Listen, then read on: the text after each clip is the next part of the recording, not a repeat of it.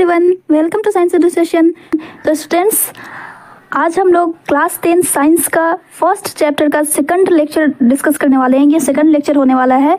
First lecture में हम लोगों ने दो टॉपिक्स कवर अप किए थे, changes in matter and chemical reactions and equations. ठीक है, आज हम लोग कवर अप करने वाले हैं types of chemical equation. Chemical equations के कौन कौन से टाइप्स होते हैं। इसके साथ साथ मैंने कुछ क्वेश्चंस भी आप लोगों को दिए थे, होमवर्क दिए थे, शायद आप लोग करके आए होंगे, है ना।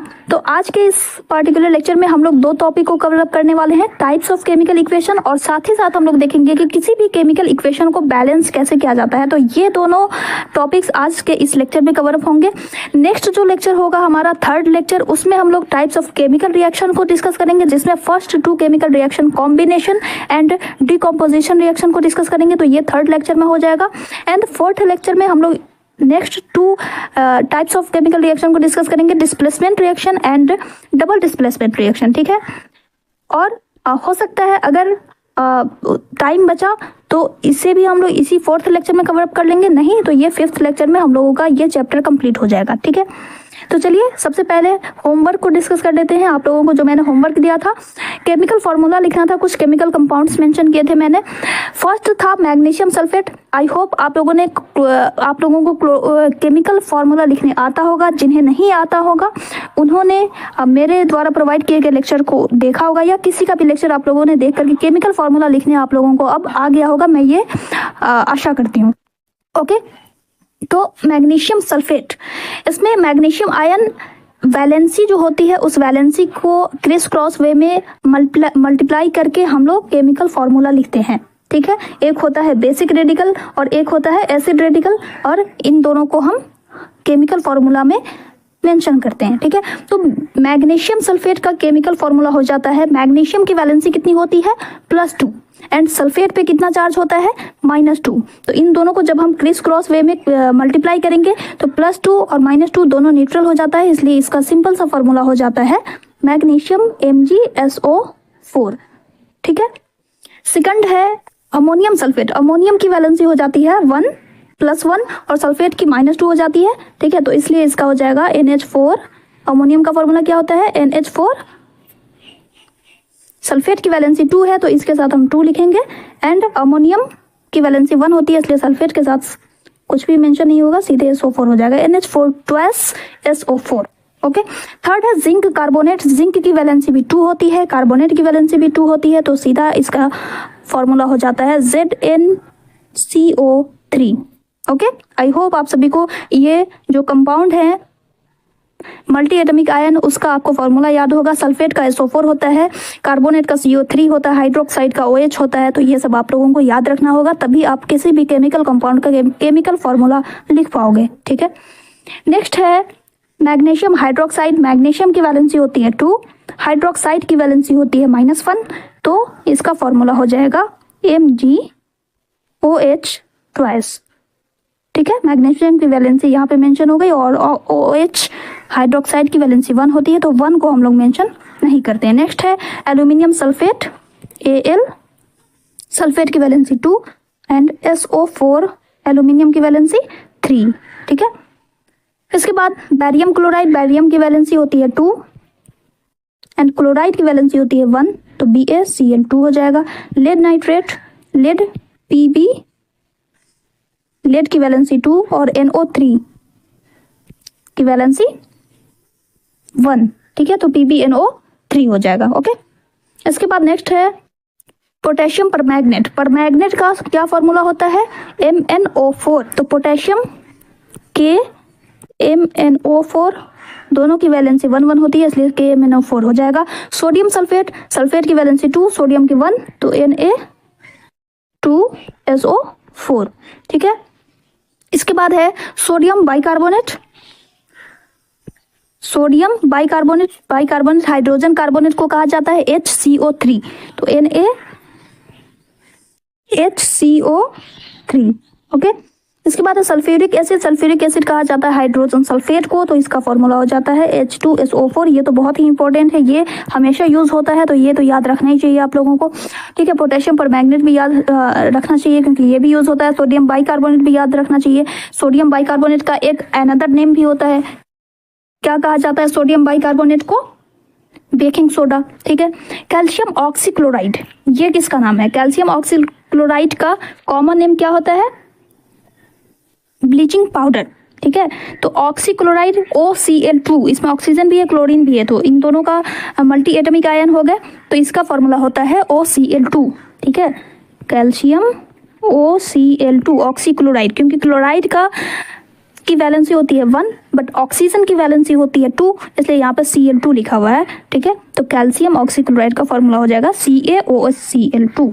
बैरियम एसीटेट, एसीटेट का भी एक अलग फॉर्मूला होता है C2H3O2, इसकी वैलेंसी 1 होती है, बैरियम की वैलेंसी 2 होती है, तो ये हो जाता है BaC2H3O2 को हम होल ब्रैकेट में लिखेंगे एंड बैरियम की वैलेंसी को यहाँ पे मेंशन कर देते हैं। ठीक है। इसके बाद लास्ट आ जाता है आपका बैरियम फॉस्फेट, फॉस्फेट PO4 होता है, इसकी वैलेंसी होती है 3। ठीक है। तो बैरियम के साथ 3 लिखाएगा Ba3 एंड बैरियम की वैलेंसी होती है 2, तो PO4 के साथ हम लिखेंगे 2। ठीक है। अब आइए हम लोग टॉपिक स्टार्ट करते हैं, टाइप्स ऑफ केमिकल इक्वेशन। तो बेसिकली 3 टाइप्स के केमिकल इक्वेशंस होते हैं। फर्स्ट होता है वर्ड केमिकल इक्वेशन, सेकंड होता है एस्केलेटल यानी कि unbalanced chemical equation and third होता है बैलेंस्ड केमिकल इक्वेशन। आइए एक एक करके देखते हैं। वर्ड केमिकल इक्वेशन क्या होता है? वर्ड केमिकल इक्वेशन, जैसे कि कोई भी रिएक्शन दिया हुआ है कि hydrogen combines with oxygen to form water. Okay. अब इसे हम जब इसके वर्ड में जब हम इसे रिप्रेजेंट करते हैं, केमिकल रिएक्शन को जब हम उसके नाम से रिप्रेजेंट करते हैं, इसमें जो जो सब्सटेंस इन्वॉल्व हैं, रिएक्शन में जो जो सब्सटेंस इन्वॉल्व हैं, उसके नाम से जब हम एक इक्वेशन तैयार करते हैं, तो उस इक्वेशन को वर्ड केमिकल इक्वेशन कहा जाता है। जैसे कि ये एक रिएक्शन है, इसे जब मैंने मेंशन किया hydrogen plus oxygen form water, तो ये इक्वेशन जो बना वो क्या कहलाएगा? Word chemical equation. जब हम इसे वर्ड में रिप्रेजेंट करेंगे तो इसे हम कहेंगे word chemical equation. Okay. How to define it?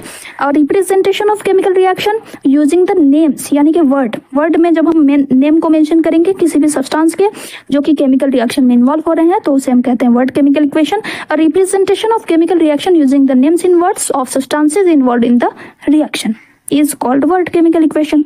Okay. Second आ जाता है स्केलेटल और अनबैलेंस्ड केमिकल इक्वेशन। वैसा केमिकल इक्वेशन जिसमें number of atoms of each element of reactants is not equal to that of products of the reaction. अब देखिए, reactants किस side में लिखा जाता है? लेफ्ट साइड में, है ना। जैसे कि मैंने लिखा H2 plus O2 to form water H2O, तो ये दोनों क्या है? रिएक्टेंट है ना, और ये क्या है? प्रोडक्ट्स है।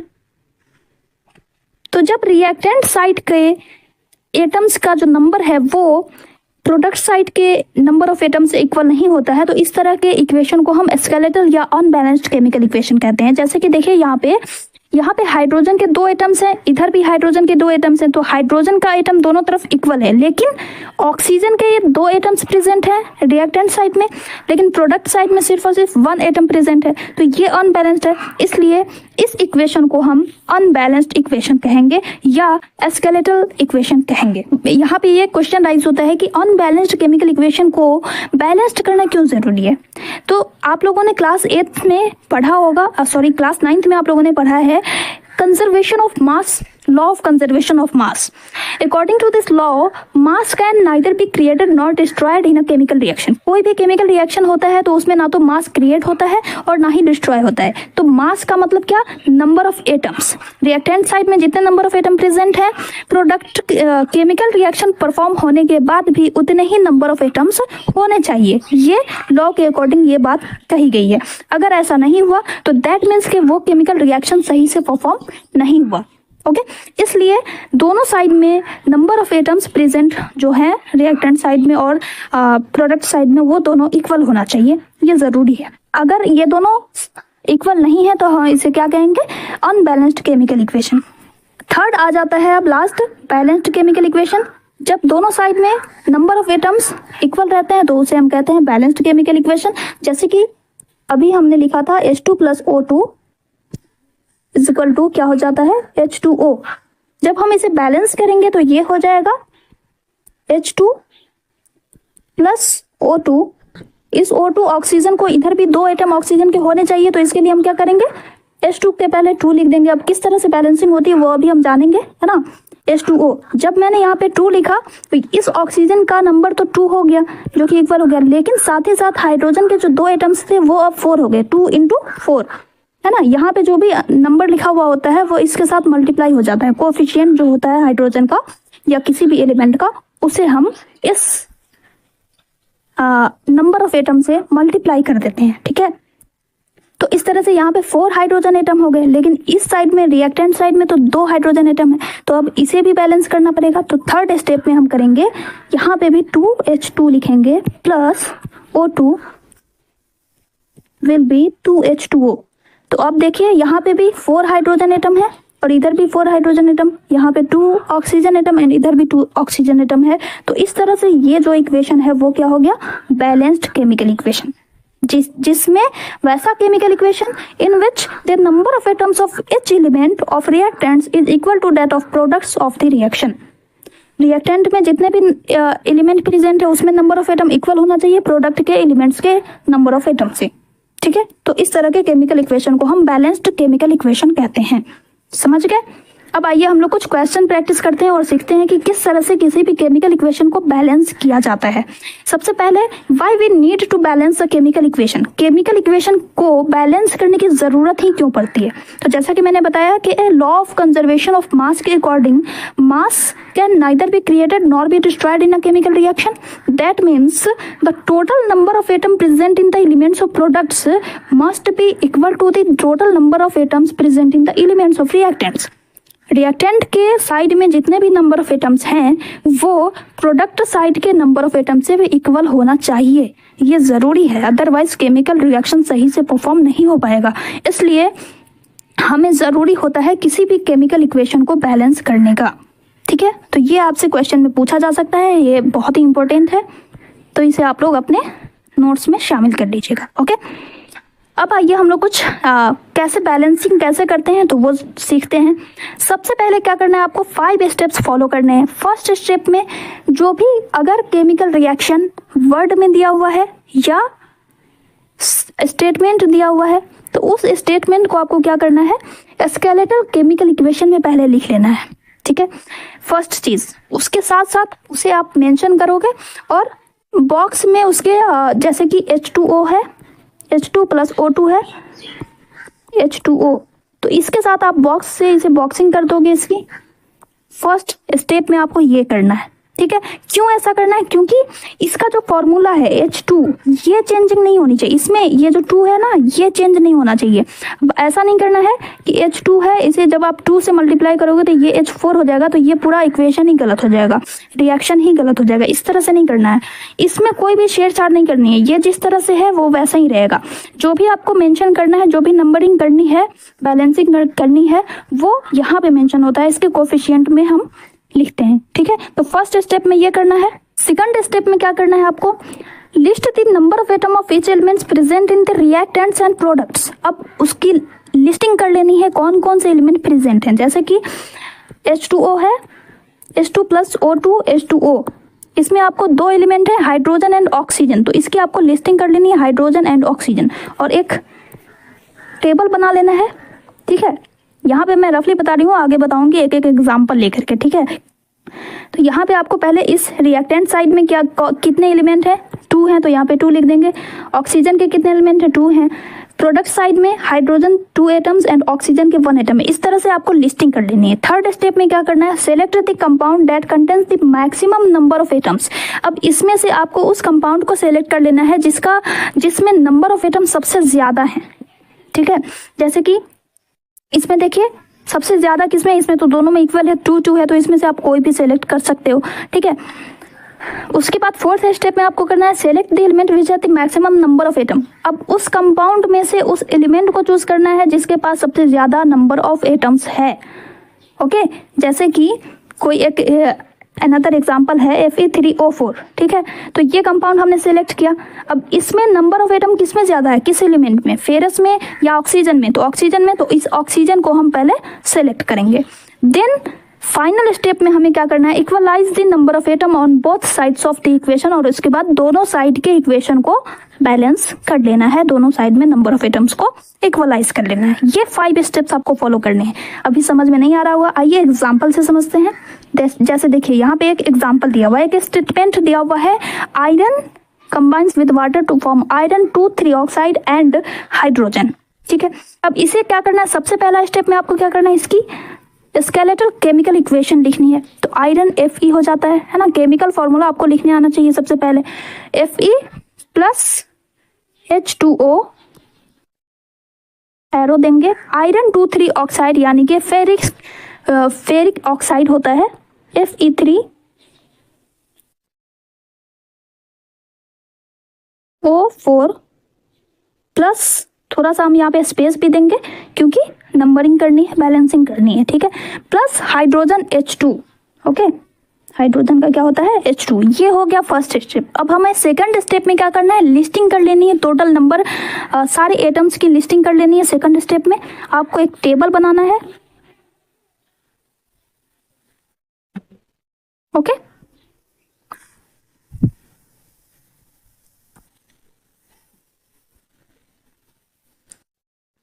इधर रिएक्टेंट साइड में जितने नंबर हैं वो लिखना है, और इधर प्रोडक्ट साइड में जितने एलिमेंट्स हैं वो लिखना है। यहाँ पे number of name of elements लिखना है। तो सबसे पहले क्या है, फेरस है तो Fe लिखेंगे, उसके बाद हाइड्रोजन एटम है, थर्ड में क्या है, ऑक्सीजन। 3 एलिमेंट है ना यहाँ पे, तो 3 एलिमेंट का हमें चार्ट बना लेना है, फेरस, हाइड्रोजन और ऑक्सीजन। अब रिएक्टेंट साइड में देखिए 1 नंबर ऑफ एटम प्रेजेंट है, तो यहाँ पे 1 लिख देंगे। हाइड्रोजन के कितने एटम प्रेजेंट हैं, 2, ऑक्सीजन के 1। प्रोडक्ट साइड में फेरस कितना है, 3 atoms, 3 number of atom. Oxygen कितना है, 4 नंबर ऑफ एटम, तो ऑक्सीजन में 4 लिखेंगे, और हाइड्रोजन कितना है, 2 है, तो यहाँ पे 2 लिख दिया। ये सेकंड स्टेप हो गया। अब थर्ड स्टेप में आपको क्या करना है, सबसे पहले मैक्सिमम नंबर ऑफ कंपाउंड को सिलेक्ट करना है। उस कंपाउंड को सिलेक्ट करेंगे जिसमें सबसे ज़्यादा नंबर ऑफ एटम प्रेजेंट है। तो इसमें इस इक्वेशन में देखिए सबसे ज़्यादा नंबर ऑफ एटम किस में प्रेजेंट है, Fe2,3 ऑक्साइड, तो इसे हमने सेलेक्ट कर लिया थर्ड स्टेप में। उसके साथ साथ हमें क्या करना है, इसमें से जो सबसे ज़्यादा नंबर ऑफ एटम प्रेजेंट है जिस एलिमेंट में वो सेलेक्ट कर लेना है। जैसे कि O4, Fe3O4 में O4 ऑक्सीजन की नंबर ऑफ एटम सबसे ज़्यादा है, तो उसे हमने सेलेक्ट कर लिया Fe3O4, ठीक है। तो अब इस ऑक्सीजन की सबसे पहले बैलेंसिंग करेंगे। थर्ड स्टेप में क्या करना है, हमें सबसे पहले ऑक्सीजन की बैलेंसिंग करनी है, Fe plus H2O, Fe3O4 plus H2, इधर 4 है ना, तो यहाँ पे भी 4 होना चाहिए। तो इसलिए हमें क्या करना है, इस बॉक्स के अंदर कुछ भी छेड़छाड़ नहीं करनी, इसके बाहर हमें 4 लिख देना है। इधर 4 है तो इधर भी हमें 4 होना चाहिए। तो हमने ऑक्सीजन की बैलेंसिंग कर ली। अब देखिए इस ऑक्सीजन की जब बैलेंसिंग की तो यहाँ पे हाइड्रोजन का नंबर ऑफ एटम कितना हो जाता है, 4 2 8। हाइड्रोजन की कितनी संख्या हो जाती है, 2 × 4 हो जाता है। इस 4 को हम मल्टीप्लाई कर देते हैं। हमेशा याद रखिएगा ये जो 4 होता है ना, ये मल्टीप्लाई होता है इस नंबर से। यहाँ पे O है सीधे, यानी कि यहाँ पे 1 लिखा हुआ है, तो 1 4 जा 4, ऑक्सीजन के 4 एटम और हाइड्रोजन के 8 एटम, ठीक है। तो हाइड्रोजन के जो 8 एटम हो गए, तो अब इस साइड में देखिए यहाँ पे 2 एटम लिखा हुआ है, 2 हाइड्रोजन एटम। तो अब हाइड्रोजन को हम बैलेंस करेंगे, तो यहाँ पे मैंने लिख दिया 4, ओके। उसके बाद अब देखिए फेरस, यहाँ पे आयरन की आयरन का कितना नंबर है, 3, लेकिन इधर कितना है, 1 है। तो यहाँ पे हम 3 लिख सकते हैं, 3 लिख देंगे तो 3Fe हो जाएगा, ओके। तो अब इस साइड में देखिए कि इस साइड में नंबर ऑफ एटम्स को हम यहाँ पे मेंशन करेंगे। फेरस हो जाता है 3, हाइड्रोजन कितने हो गए 8, ऑक्सीजन कितना हो गया 4। अब इस साइड में देखिए फेरस कितना है 3, ऑक्सीजन 4 है, यहाँ है ऑक्सीजन 4, एंड हाइड्रोजन कितना हो गया 8। दोनों साइड में इक्वल हो गया, 3 8 4 3 8 4, दोनों तरफ बैलेंस हो गया ना नंबर ऑफ एटम। तो इस तरह से ये आपका फाइनल आंसर हो जाता है किसी भी इस स्टेटमेंट का, इस रिएक्शन का। इस केमिकल रिएक्शन की बैलेंसिंग हमने कर ली। फाइनल क्या इक्वेशन हो जाता है, 3Fe + 4H2O combines to form Fe3O4 + 4H2O। Okay, तो इस तरह से हम लोग बैलेंसिंग कर सकते हैं। आइए अनदर एग्जांपल देखते हैं। Write a balanced chemical equation for the following reaction, carbon monoxide and hydrogen react to form methanol. ये स्टेटमेंट दिया हुआ है, इसे आपको सबसे पहले क्या करना है, स्केलेटल केमिकल इक्वेशन में हम सबसे पहले इसे लिखेंगे। तो ये हो जाएगा carbon monoxide CO + H2O H2 = CH3OH। अब इसे हम सबसे पहले हमें हाईएस्ट नंबर ऑफ वाले कंपाउंड को सेलेक्ट करना है। तो इसमें सबसे ज़्यादा नंबर इसका है, तो इसे हमने सेलेक्ट कर लिया हाइड्रोजन को। हाइड्रोजन के नंबर इसमें कितने हैं, नंबर ऑफ यहाँ पे हाइड्रोजन एटम 3 और 1 4, हाइड्रोजन के 4 एटम है। सबसे पहले आपको टेबल बना लेना है सेकंड स्टेप में, ठीक है। कार्बन, ऑक्सीजन और हाइड्रोजन। कार्बन इधर कितना है, 1 है। ऑक्सीजन कितना है, 1 है। हाइड्रोजन 2 है। इधर कितना है, कार्बन 1, ऑक्सीजन 1 और हाइड्रोजन 4, ठीक है। अब उसके बाद सेकंड स्टेप ये हो गया। थर्ड स्टेप में अब आपको बैलेंसिंग करनी है। ये दोनों तो बैलेंस्ड है, सिर्फ हाइड्रोजन बैलेंस नहीं है, ठीक है। तो यहाँ पे हम 2 लिख देते हैं, तो इसकी बैलेंसिंग हो जाती है। हो गई, सिंपल। इसमें कुछ नहीं करना था, यहाँ पे बस 2 लिख देना था। थर्ड इक्वेशन में CO + 2H2 CH3OH बैलेंस हो गया, ठीक है। यहाँ पे मैंने क्या किया, 2 लिख दिया, तो ये हो जाता है 2 × 2 = 4 और इधर ये भी बैलेंस हो गया। ओके, अब किसी भी केमिकल इक्वेशन को और भी ज़्यादा मोस्ट इंफॉर्मेटिव बनाने के लिए हम क्या करते हैं, उसमें कुछ फिजिकल स्टेट्स को भी मेंशन कर देते हैं, ताकि हमारा केमिकल रिएक्शन मोर इंफॉर्मेटिव हो जाए, ज़्यादा इंफॉर्मेटिव हो जाए, उससे हमें ज़्यादा कुछ पता चल सके। तो इसलिए हम उसमें फिजिकल स्टेट्स को भी मेंशन करते हैं केमिकल रिएक्शन के। रिएक्टेंट्स का क्या फिजिकल स्टेट है, प्रोडक्ट्स का क्या फिजिकल स्टेट है, उसे हम मेंशन करते हैं, ठीक है। गैसियस स्टेट, अब जैसे कि H2 + O2 H2O, ठीक है। हाइड्रोजन गैस है या लिक्विड है या सॉलिड स्टेट है या एक्वियस है, एक्वियस यानी कि सॉल्यूशन। तो हाइड्रोजन क्या है, गैस है, तो हम यहाँ पे G लिख देंगे। गैसियस स्टेट के लिए हम G लिखते हैं। ऑक्सीजन भी गैस है, तो हम यहाँ पे G लिख देंगे ब्रैकेट में, ठीक है। H2O ये क्या बन जाता है, वाटर क्या है, लिक्विड है, तो यहाँ पे हम L लिख देंगे। तो इस तरह से किसी भी केमिकल इक्वेशन को और भी ज़्यादा इंफॉर्मेटिव बनाने के लिए हम फिजिकल स्टेट्स के सिंबल्स को उसमें मेंशन करते हैं। साथ ही साथ अगर केमिकल रिएक्शंस के साथ साथ कुछ कंडीशंस भी दी हुई होती है, जैसे कि हीट, टेम्परेचर, प्रेशर, कैटलिस्ट वगैरह, तो इसे हम एरो के ऊपर या नीचे मेंशन करके इंडिकेट करते हैं। जैसे कि एग्जांपल से समझिए, एक एग्जांपल है कार्बन मोनोऑक्साइड। अभी आपने देखा था कार्बन मोनोऑक्साइड + 2H2 को प्रेशर 340 एटमॉस्फेरिक प्रेशर के साथ रिएक्ट कराने पर ये बनाता है मेथनॉल CH3OH। तो ये क्या है, कंडीशन है। तो इस तरह से हम कंडीशन को मेंशन करते हैं। इसी तरह से आपने फोटोसिंथेसिस की प्रोसेस देखी होगी क्लास 9 में, तो उसमें हम ऊपर सनलाइट लिखते हैं और नीचे क्लोरोफिल मेंशन करते हैं, क्योंकि दोनों का प्रेजेंस ज़रूरी होता है। तो एक को हम ऊपर लिख देते हैं, एक को नीचे लिख देते हैं, ठीक है। तो इस तरह से हम किसी भी केमिकल रिएक्शन को इंफॉर्मेटिव बनाने के लिए क्या करेंगे, फिजिकल स्टेट्स को मेंशन करेंगे। गैसियस स्टेट में G, सॉलिड स्टेट के लिए हम S लिखते हैं, लिक्विड स्टेट के लिए L लिखते हैं, एंड अगर कोई एक्वस या सॉल्यूशन है तो उसे हम AQ लिखते हैं, ठीक है। सॉल्यूशन दिया हुआ है, जैसे कि potassium nitrate, potassium iodide solution है, तो उसे हम AQ लिखेंगे, ठीक है। और कंडीशंस के लिए हम जो कंडीशन दिया हुआ होता है, जैसे कि हीट दिया हुआ है तो हीट के लिए हम इस तरह से लिख देते हैं। टेम्परेचर दिया हुआ है तो टेम्परेचर डिग्री सेल्सियस में मेंशन करते हैं। प्रेशर दिया हुआ है तो प्रेशर को हम ATM में मेंशन कर देते हैं, इस तरह से। अब एक और example, right a balanced chemical equation with state symbol. अब ये एग्जांपल जो दिया हुआ है इसे आपको स्टेट सिंबल के साथ लिखना है। इस तरह से आपको क्वेश्चन दिया हुआ रहेगा, क्वेश्चन को ध्यान से पढ़ना है। Right a balanced chemical equation, पहले तो इसे बैलेंस्ड करना है, उसे लिखना है, साथ ही साथ स्टेट सिंबल भी मेंशन करना है। तो जब क्वेश्चन में स्टेट सिंबल लिखने के लिए दिया हुआ रहेगा तभी आप स्टेट सिंबल को मेंशन करेंगे, अदरवाइज नहीं करेंगे, ठीक है। तो आइए इसे सॉल्व करते हैं। लेड नाइट्रेट सॉल्यूशन दिया हुआ है, सॉल्यूशन के लिए हम क्या लिखते हैं, AQ, ओके। तो लेड नाइट्रेट का क्या फॉर्मूला होगा, PbNO3 होल ट्वाइस। अब ये सॉल्यूशन है तो सॉल्यूशन के लिए हम यहाँ पे मेंशन करेंगे AQ, ठीक है। Reacts with potassium iodide solution, तो प्लस करके हम पोटेशियम आयोडाइड का फॉर्मूला लिखेंगे KI और ब्रैकेट में state symbol AQ, okay. To produce lead iodide and potassium nitrate. क्या आपको याद है ये कौन सा केमिकल इक्वेशन है? ये हमने पिछले लेक्चर में देखा था जब हमने लेड नाइट्रेट को पोटेशियम आयोडाइड के साथ रिएक्ट कराया था, तो एक येलो प्रेसिपिटेट हमें मिला था जो कि है लेड आयोडाइड। आपको याद होगा एक्टिविटी नंबर 2 में हमने ये एक्टिविटी देखी थी।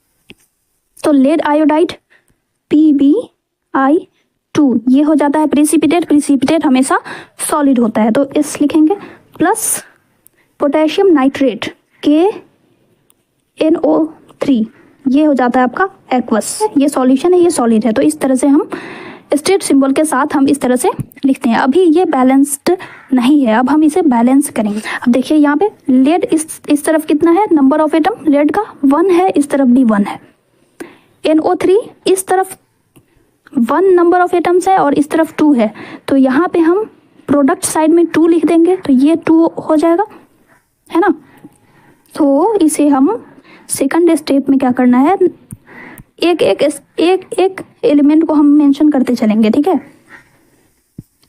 प्लस KI PbI2, अभी मैं स्टेट सिंबल नहीं लिख रही हूँ, जब फाइनल हो जाएगा तो लिखेंगे, plus 2 KNO3, okay.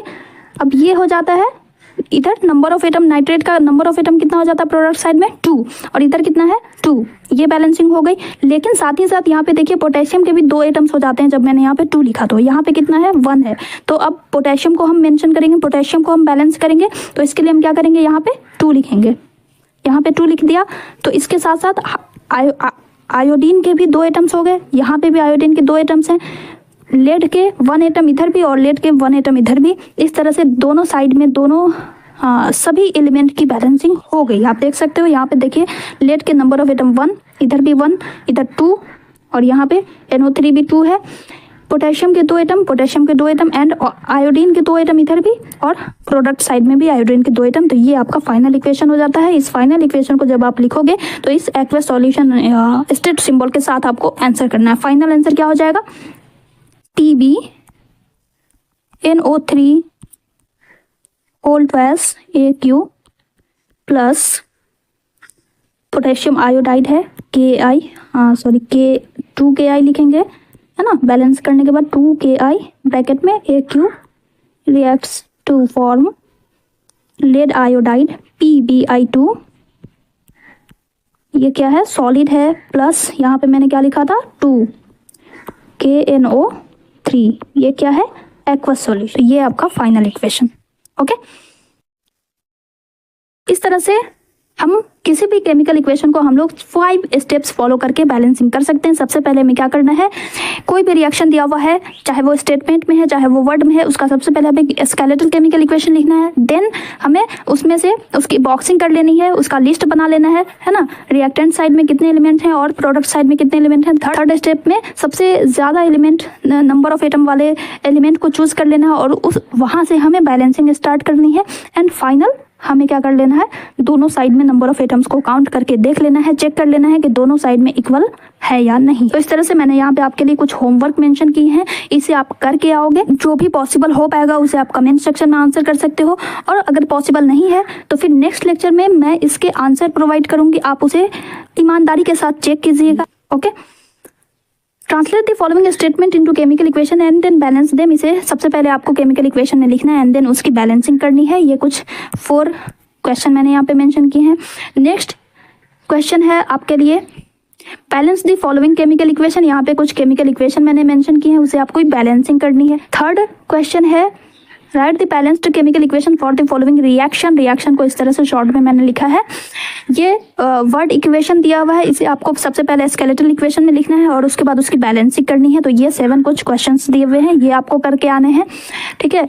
Next lecture में हम लोग टाइप्स ऑफ केमिकल रिएक्शन को देखने वाले हैं कि किस किस टाइप के रिएक्शंस होते हैं, और उसके साथ साथ जो भी एक्टिविटीज़ दी हुई होंगी तो उस एक्टिविटीज़ को भी हम लोग कवर अप करते चलेंगे। आई होप आप लोगों को केमिकल इक्वेशन बैलेंस करने आ गया होगा। अगर अब भी कोई डाउट होगा तो आप मुझे कमेंट सेक्शन में ज़रूर बताइएगा। Till then take care, bye bye.